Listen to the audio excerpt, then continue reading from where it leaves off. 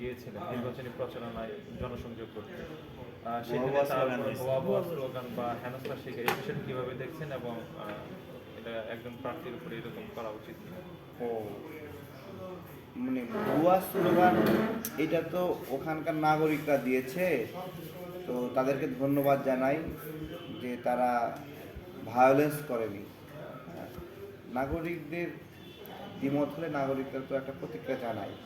ফুয়াদ দীর্ঘদিন যাবৎ মুক্তিযুদ্ধের বিরুদ্ধে পাকিস্তানের একটা ন্যারেটিভ দাঁড় করানোর চেষ্টা করছে। তার চেহারার মধ্যে সেটা ফুটে ওঠে, কথার মধ্যে ফুটে ওঠে যে ব্যক্তিটা আমাদের মুক্তিযুদ্ধ নিয়ে, শহীদের সংখ্যা নিয়ে নোংরামি করে।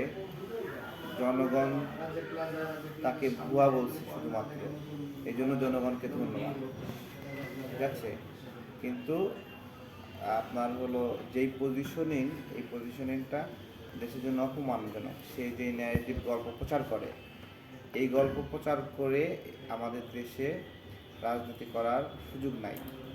এই পাকিস্তানপন্থী যে ন্যারেটিভ, মুক্তিযুদ্ধের বিরুদ্ধে যে ন্যারেটিভ, পাকিস্তানের দেওয়া গল্প যে এখানে ইস্টাবলিশ করার চেষ্টা করছে ফুয়াদরা, জনগণ যে তার দাঁত মুবারক, বরিশালে তো একজনের দাঁত মুবারক শহীদ হয়েছিল, আপনারা জানেন। ঠিক আছে, তো এরকম কিছু হয়নি, এই জন্য জনগণকে ধন্যবাদ।